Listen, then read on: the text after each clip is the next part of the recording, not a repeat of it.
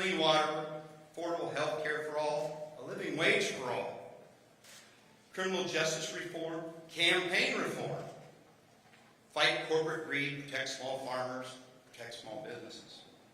One thing we have in common, all from Brooklyn. Brooklyn, New York, Brooklyn, Iowa, same thing. So, it's with great honor I would like to introduce you to the next President of the United States, Bernie Sanders.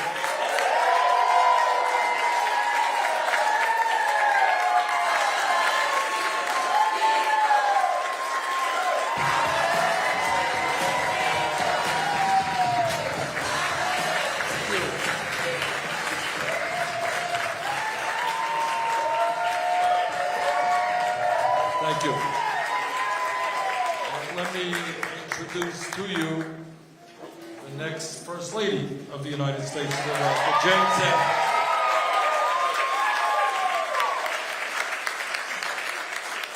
Thank you all very much for coming out today. And let me thank folks who have already spoken. Let me thank Margaret Rebick. Where's Margaret? Hey, Margaret. And Margaret's daughter, Misty, is our Iowa campaign manager. Where's Misty?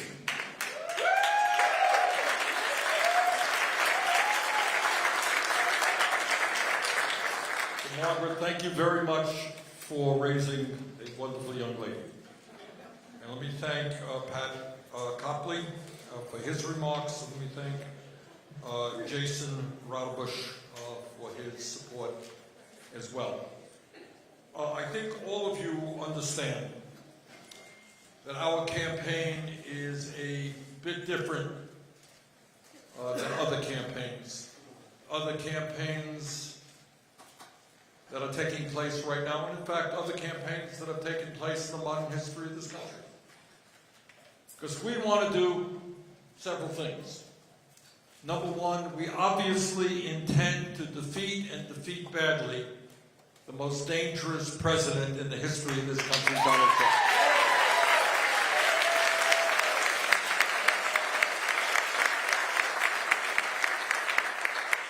And I am proud to tell you that almost every national poll that's been out there has us beating Trump, and sometimes by very big numbers.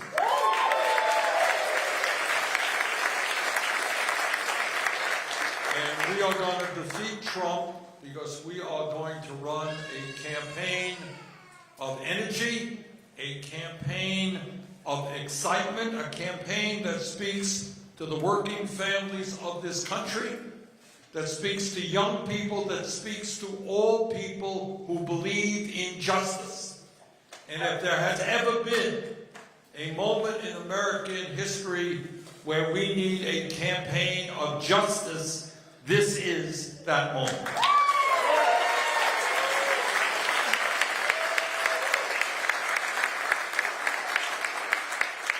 Now, I think many of you are familiar with the fact that many of the issues that we raised 4 years ago, which were thought to be radical and extreme, have suddenly become mainstream because the American people understand that the time is long overdue for us to have an economy and a government that works for all of us, not just the 1%.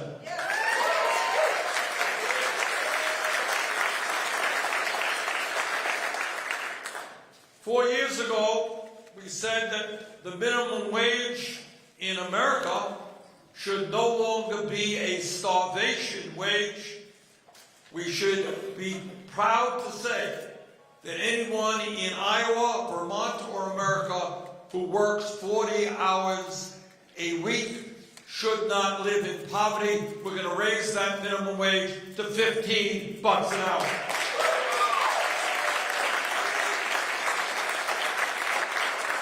Four years ago, that was conceived to be a radical idea, but suddenly all over this country, because working people stood up and they said to their neighbors and their fellow country persons, we can't make it on $8, $9, $10 an hour.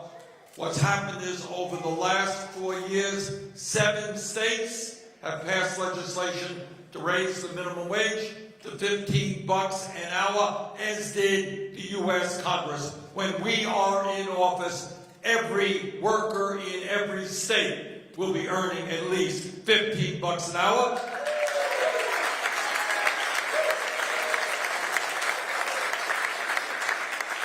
And women will get equal pay for equal work.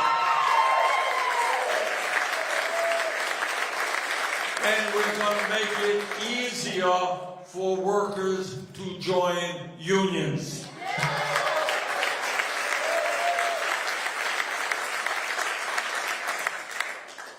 Four years ago, we said that in a rapidly changing economy, we've got to rethink what public education means. No longer good enough to have K through 12 free public education. We need to make public colleges and universities tuition free.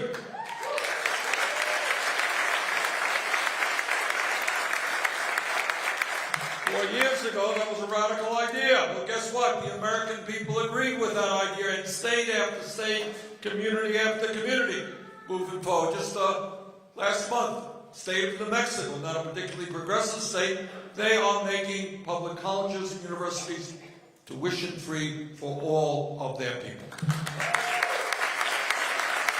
And we're going to do it for every state in the country.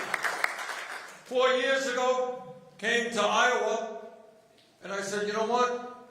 Maybe we should end the international embarrassment of the United States being the only major country on earth not to guarantee health care to all people as a right, not a privilege.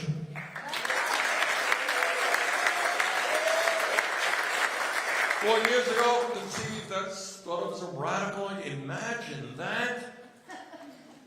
Everybody, not just the wealthy, everybody has access to any doctor they want. Go to the hospital that you want to go. And when you come out, you don't owe tens of thousands of dollars. You don't have to go bankrupt. You don't have to die because you don't get to a doctor when you should. 4 years ago, radical idea ain't so radical now. Last poll that I saw, 71% of Democrats support a Medicare for all single-payer program.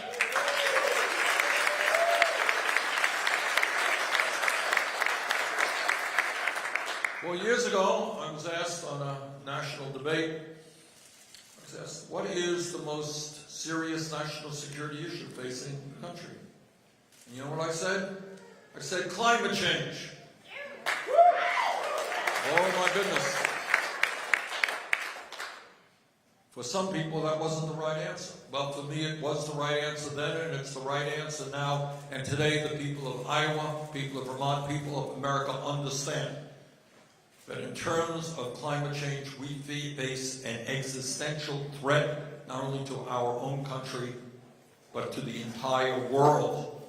And that is why I am proud to tell you that we have introduced the most comprehensive climate change legislation ever introduced by any candidate running for federal office.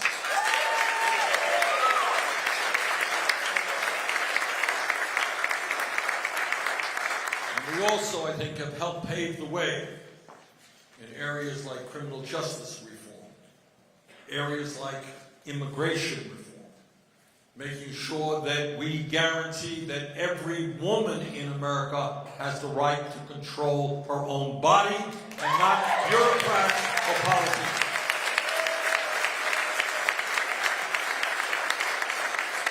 And we have also introduced a proposal to do what the American people want us to do in terms of the horrific epidemic of gun violence in this country.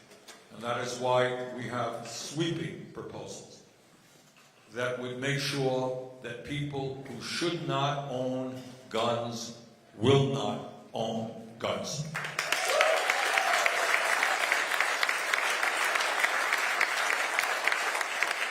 But today I want to touch on another issue.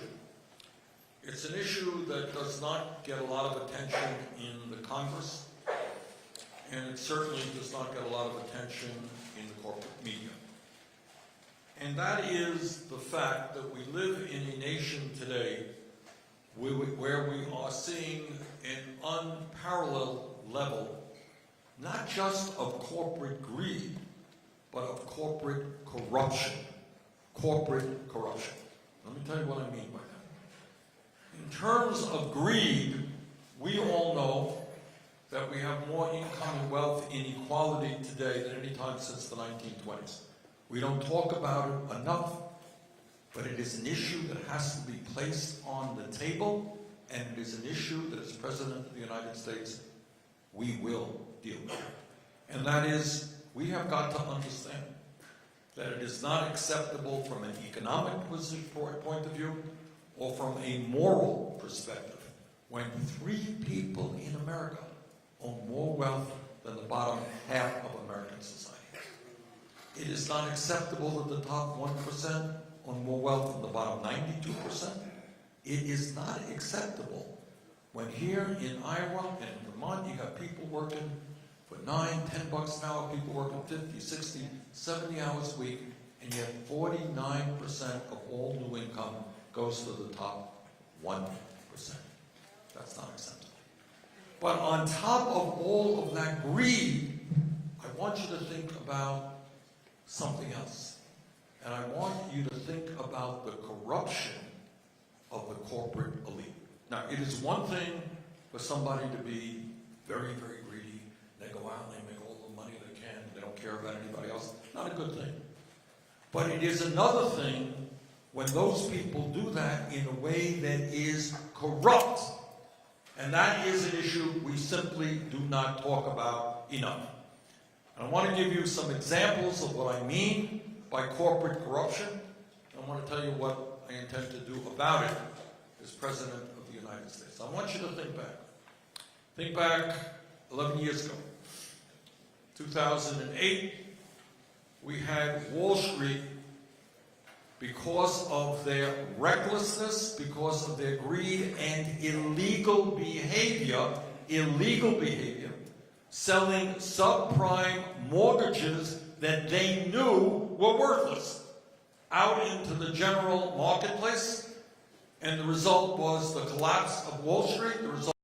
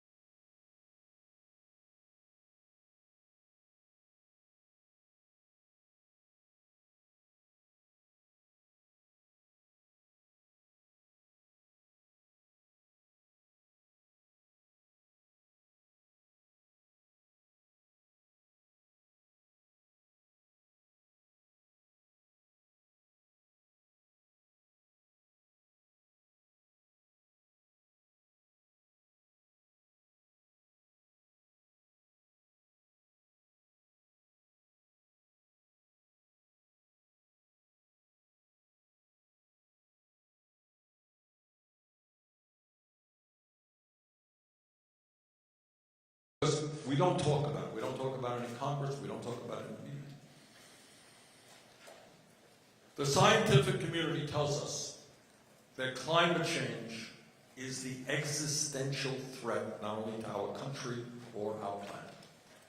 And what they are saying is that we do not get our act together in an extremely aggressive way to combat climate change, to transform our energy system away from fossil fuel to energy efficiency and sustainable energies.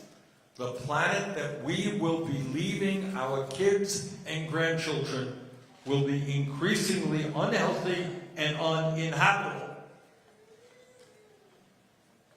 The fossil fuel industry, ExxonMobil and other large corporations, learned from their scientists and their engineers years and years ago exactly what carbon dioxide was doing to our planet.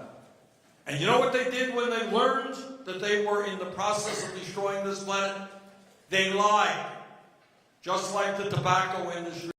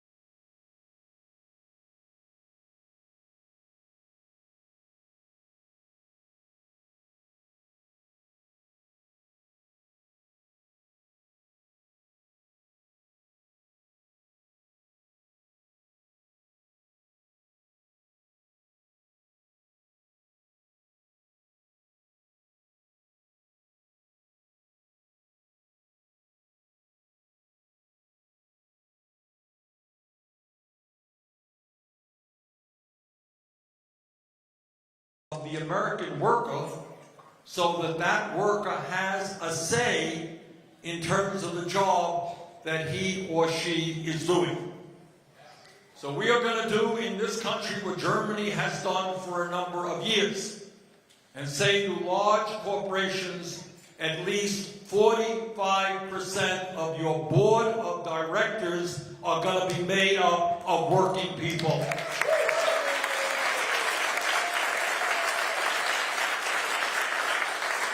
We're not going to continue a situation in which you have a corporate board often made up of millionaires and billionaires deciding whether a company stays in America or goes to China. We're not going to have a situation where companies provide billions of dollars in stock buybacks for their stockholders while cutting benefits for their own workers. We are going to empower workers.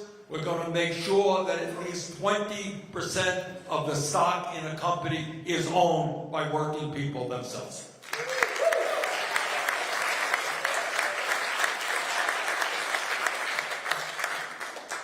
And lastly, in terms of our Corporate Accountability Act, we're going to deal with an issue that has been ignored for too long by Republican administrations, certainly this one, but Democratic administrations as well. And that is what we are seeing in this country, in one sector after another sector in our economy, is growing concentrations of ownership and monopolistic control. All right, let me tell you, and again, we don't talk about this very much, but let me give you an example of what I mean. Right now on Wall Street, you have 6 large financial institutions that have assets equivalent to half of the GDP of the United States of America, over $10 trillion, controlled by 6 financial institutions. Back in 2009, we bailed out Wall Street because they were too big to fail. You remember that? 3 out of the 4 largest banks in America are now bigger today than they were before we bailed them out. And that is why we are going to break up the large banks on Wall Street, so we'll never again have to bail them out.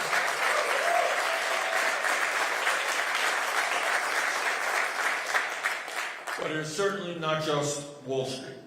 Today we have 2 Silicon Valley corporations, Facebook and Google, who control 60% of the entire digital advertising market. You got that?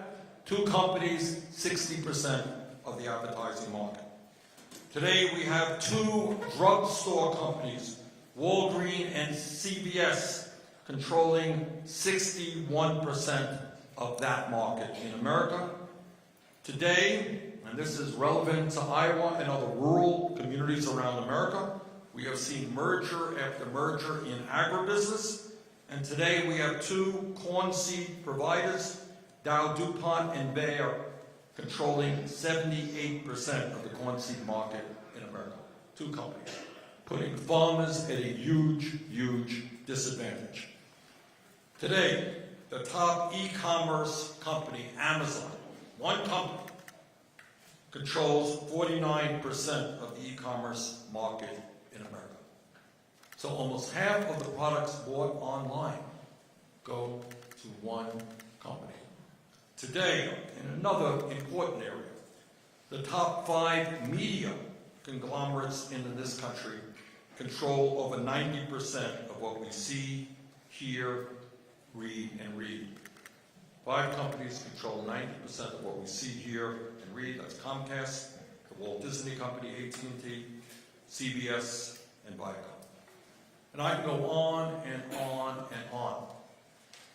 If we are going to have an economy where there is real competition, where small businesses get a break, where the consumers get a break, we cannot have in sector after sector after sector a handful of large corporations controlling that part of our economy.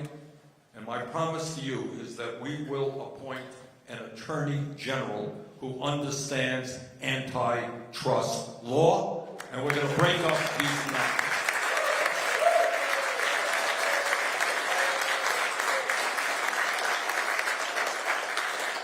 friends, what our campaign is about is not just beating Trump. It is about transforming this country.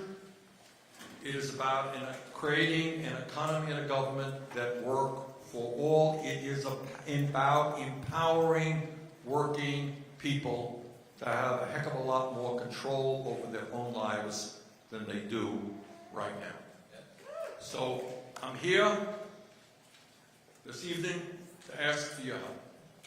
I don't have to tell anybody in this room that Iowa plays a very disproportionately large role in the political process. I know, as I've been all over the state, that the people of Iowa take that responsibility very seriously. I would not be surprised if many people sitting here have heard from many other candidates. You want to hear what candidates are saying, you want to analyze their records, and that is exactly what you should be doing. Now, I have been, this is my last pitch for you, all right? I've been criticized for being old. I plead guilty. I am old.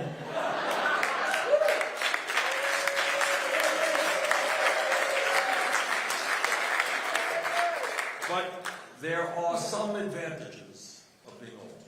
And that is when you have been involved in public life for many, many decades. You, the people of this country, have an opportunity to take a look at my record. And what you will find is that the ideas that I am talking to you tonight about, they didn't come to me yesterday.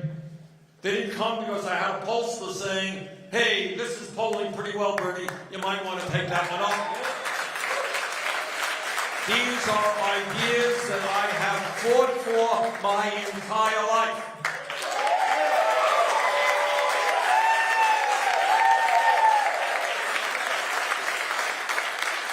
It's not just that I have a 100% voting record for workers and unions. It is that I have been on more picket lines probably than all of my opponents combined for decades.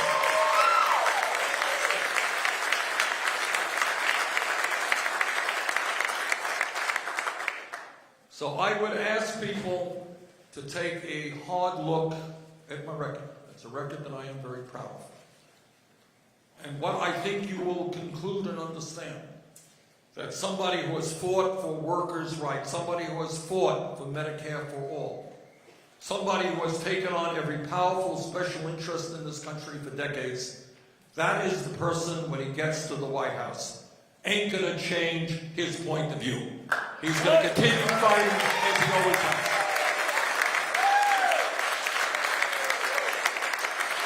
So let me just thank all of you for being out here this evening, and I'd be happy to take a few questions if anybody has any. Okay, Misty, we have some mics here. Let's see. Okay, yeah, ma'am, stand up and give us your name, please. My name is Sue Becky. Sue? I'm from Indianola. Thank you for coming back to Iowa. Welcome back.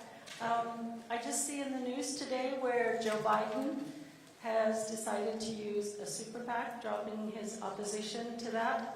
And I think that's interesting, seeing where in the past he has said that he was the one that convinced you not to take that kind of money. So I would just like to know what your comments are on that, sir. Well, Joe Biden didn't have to convince me not to start a super PAC.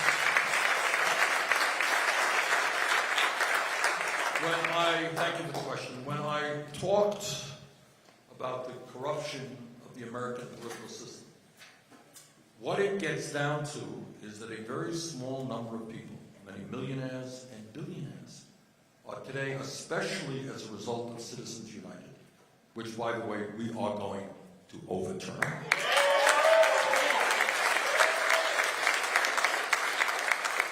But we have a situation today where billionaires can spend as much money as they want to elect candidates who represent the wealthy and the powerful. Now, I am immensely proud of two facts in this campaign. First of all, I am proud that we have more volunteers here in Iowa and all over this country, including, I suspect, a number of you, who are out making calls and knocking on doors. We have more volunteers than any other campaign. And that's why we're going to win this election, because at the end of the day, TV ads are important. We got TV ads. Radio ads are important. We got radio ads. But at the end of the day, what's far more important is people-to-people conversations. But the second thing that I am extremely proud of is that we together have revolutionized political campaign financing in America. 4 years ago, not such a long time ago, what politics in America was about is that candidates would go out to the homes of wealthy people that have 50 millionaires in a room. They leave that room with hundreds of thousands of dollars. And we said that is not what American democracy is about.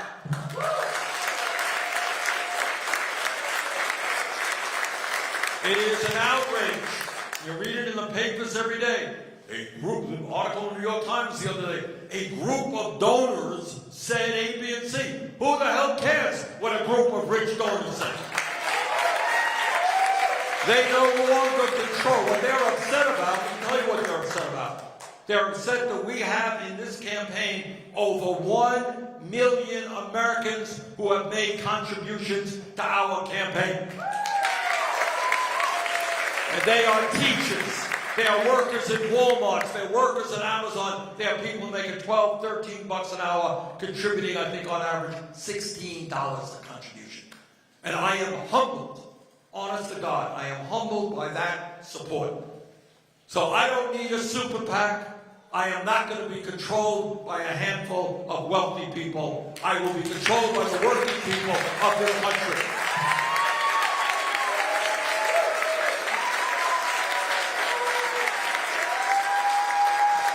Okay, thank you for that question, Steve. Other questions? All right, okay, I see a hand right there. Yes, sir. We'll try to get around the room and do the best we can. Your name, please? Thank you. My name is Sam Carvajal. Sam? And one of my questions is, what are the principles of your proposition of Medicare for all? Thank you very much, Sam. What are my principles underlying Medicare for all? Thank you. Boy, I can go on for several hours on that one, Sam, but I'll try to make it brief. First principle, underlying principle, is that healthcare is a human right, not a privilege.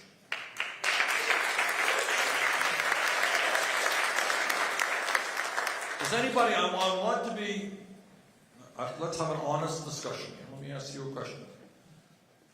Does anybody here disagree with the fact that in America, every man, woman, and child, regardless of the income of his or her family, should be able to go to the doctor when they need to go to that doctor without worrying about not being able to afford it, and should be able to get out of a hospital if, God forbid, they end up in a hospital without being deeply in debt?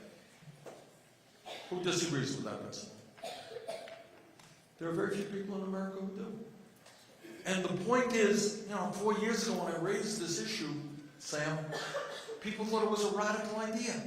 But I think people are now understanding that we are the only major country on earth that does not guarantee health care to all people's rights. Let me tell you what some of you know and some of you don't know. I live in Burlington, Vermont. I'm 50 miles away from the Canadian border. Canada, in many ways, smaller country than we are, but in many ways, very similar. In Canada, if you end up in the hospital with serious cancer treatment, if you end up in the hospital with a heart transplant, what is the bill that you get when you leave the hospital? Anyone know? Zero. You go to any doctor you want, you go to any hospital you want. All I am trying to do, taking on the healthcare industry, taking on the drug companies, all I am trying to do is what every other major country on earth already does. And what our Medicare for All program, Sam, is about is very simple. People say, well, Medicare for All is going to disrupt the healthcare system. Quite the contrary. It is the simplest and most straightforward way to provide universal health care. This is what we do. First of all, Medicare today is the most popular health insurance program in America. We improve it and we expand it. Trump is lying when he tells you that we're going to weaken Medicare for seniors. We're going to improve it. You know why? Anybody here on Medicare? All right. Does it cover dental care? No, it does not. Does it cover hearing aids? No. Does it cover eyeglasses? Does it cover home health care? No, it does not. We're going to expand Medicare, Sam, to cover home health care, dental care, eyeglasses, and hearing aids. And then the other thing that we do is that over a 4-year period, not a radical idea, today the eligibility age for Medicare is 65. First year, we lower it to 55. Ain't a radical idea. People 56, 60, 63 suddenly have Medicare. Next year, it's lowered to 45. Then to 35, everybody is in. And here is the point. Understand what our proposal is about and why it is different than any other proposal. We do away with all premiums. Premiums gone. We do away with all co-payments. We do away with deductibles and out-of-pocket expenses. Anybody here want to tell me what you're paying in premiums? How much are people paying in premiums? Raise your hand. Anyone want to be bold? I see a hand back there, ma'am. $1,000. How much? $1,000 a month. All right, you're paying $12,000 a year. Yes. Do you have a deductible? Yes. Okay, so you're going to have to pay out of pocket. Do you have prescription drug costs? Not much. Okay, so you're paying at least $12,000 a year plus co-payments and out-of-pocket expenses. Yes? Yep. Okay. Anybody else want to tell us what they're paying for premiums and so on? Sam, I'm going to get back to you, but I want to get some information on premiums. Anybody else want to talk about premiums? All right. Yes. I see a yes, ma'am. My husband, I'm on Medicare, but he's not, he's not with us yet, and he pays out of pocket, I believe it's $1,200 a month. $1,200 a month out of pocket. So the big debate is taking place. How are you going to pay for this thing? We are already paying for it. You're paying for it in premiums. You're paying for it in co-payments. You are paying for it in out-of-pocket expenses. Under my proposal, healthcare will be paid out of the general tax base in a progressive way, which means that the vast majority of people, except the very wealthy, will be paying less for healthcare today, less for healthcare under my plan than they are paying today. Okay? All right. Sam, did you have a statement you want to make one more on that? Just life is a human right, and life without health is not a real life. Therefore, healthy life is a human right. Thank you very much, Sam.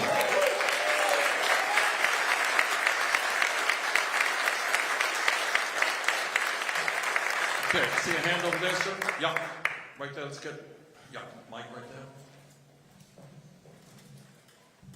Thank you, Senator Sanders. I have a student loan question. So I would love to see all student loans disappear. I know me, a lot of my colleagues, particularly younger people than me, it's hurting them badly. I'm a little worried, though, that Congress is going to be very tough to work with on that. So my question is, do you think that in the absence of congressional action, would you be willing to do something more moderate, like issue an executive order that at least returns basic bankruptcy protections to the loans? Well, I will use the power of the presidency in any way that I can. I understand your point. It's a bankruptcy bill that I strongly opposed, which was strongly supported by an unnamed candidate. I'll let you guess who he is. I'll let you guess which vice president he is. Yeah, of course, that bankruptcy bill was a disaster. But you're thinking too small. All right, we have a student loan situation which is really a crushing blow for many, many millions of people. I go all over the country and I ask people, and it's not just young people. There are people today, I'll never forget, I met this guy in Nevada who's in his late 50s, I think. And he said, you know what? They are going to garnish my Social Security check in order to get my student loan. Can you imagine that? All right? So here is the point. And what I beg of you, and what this campaign is about, is thinking big, not small. Think about the fact that Congress, against my vote, was able to bail out Wall Street. Congress, under Trump, gave $1 trillion in tax breaks to the 1% in large corporations. Congress, every year, allocates hundreds of billions of dollars in tax breaks and subsidies to the fossil fuel industry. Congress has now voted to spend $750 billion a year on the military, more than the next 10 countries combined. If you can do all of those things, what we can do is have a modest tax on Wall Street speculation, which will raise more than enough money to cancel all student debt in this country and make public colleges and universities tuition-free. That's what I think.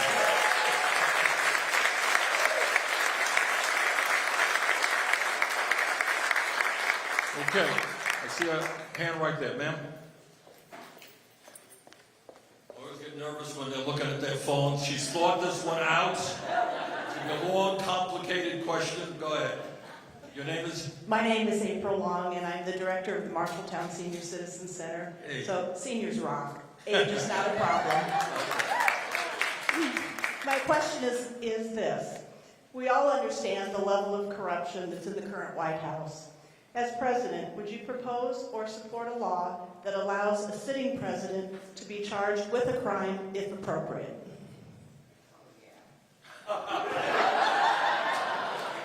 Oh, yeah. All right. So your response?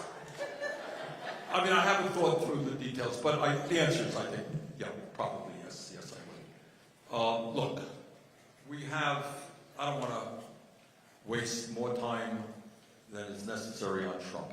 It's one of my least favorite subjects to talk about.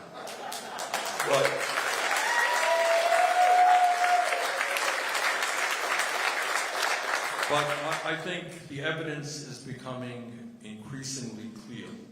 And it's really hard to understand. It really is. I mean, not only is he a pathological liar, that we know, who probably, in fairness to him, he may not know the difference between a lie and telling the truth. I mean, that's how bad that situation is. But clearly, this is a president who has no concept of what the Constitution is, no concept of the separation of powers in our Constitution, no understanding that nobody in this country, including the President of the United States, is above the law. Not something that he understands.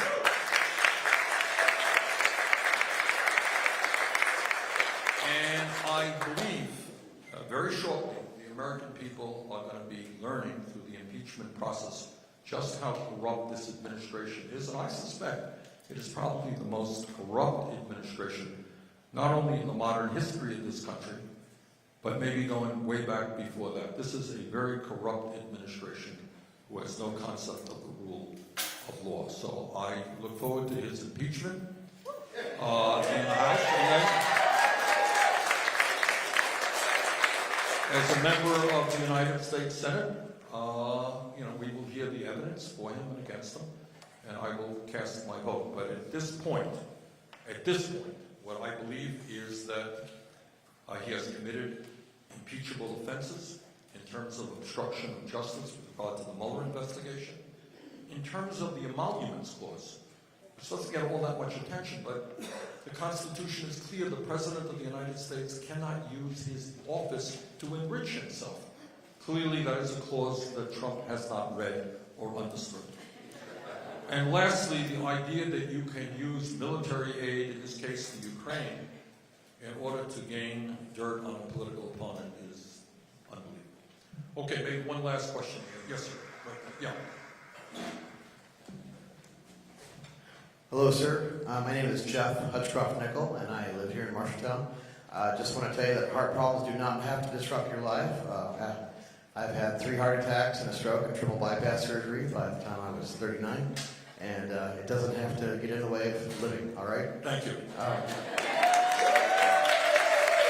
By the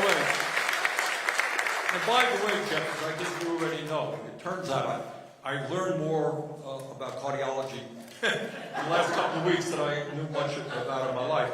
Turns out that about 1 million people a year have the procedure that you and I have. Yeah. Yes, sir. If we are able to keep power in the House, and if we are to take the Senate to be able to do that, what then, sir, are we going to do with filibuster? And what are we going to do with this pro-corporate, pro-conservative Supreme Court? Good question. There are constitutional lawyers who believe that in terms of the Supreme Court, we have the power to rotate judges. In other words, a position at the federal level on the Supreme Court does not have to be liked by. There are those who believe that we can get new, fresh views and rotate people from the appeals court onto the Supreme Court, from the Supreme Court back onto the appeals court. That is something I will very strongly look at. In terms of, I've been asked this question about the filibuster many, many times. Let me give you my answer. And that is, I don't want to see the Senate become the House. I want the minority in the Senate to be able to get up and do as I did. I was on the floor some years ago for an 8.5-hour filibuster speech. And I want to maintain that. Whether you're a Republican minority or a Democratic minority, you have the right to raise attention to the issues that you are concerned about. But, let me say this, on any major issue, whether it's climate change, whether it is Medicare for all, we will use the rules of the Senate and the fact that I will appoint the President of the Senate, who is the Vice President of the United States, who will interpret those rules to make sure that it will not require 60 votes to pass serious legislation. We'll get it with a majority of the senators, 51 votes. Okay? And there are other things that you can do with filibuster reform. Right now, you know, a senator can have a staff member send a message to the floor that we object to the 60 votes. That is going to end. We'll work with the Senate leadership to make sure that if you want to object, you want to filibuster, fine. You get down to the floor and you start talking. Don't just send a message down. Okay, listen. Let me thank all of you for being here. I apologize, we've got another meeting in a while. Look, this is, I know it is hackneyed, it's been said time and time again how important elections are. And every year people say, well, this is the most important election. You know what? This is the most important election in our lifetimes. That's what it is.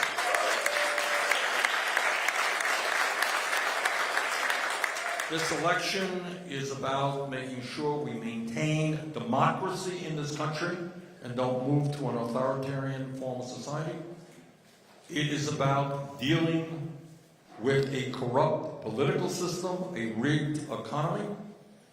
It is about making certain that your kids and your grandchildren, and I have 7 grandchildren, are able to live in a planet, on a planet that is healthy and is habitable.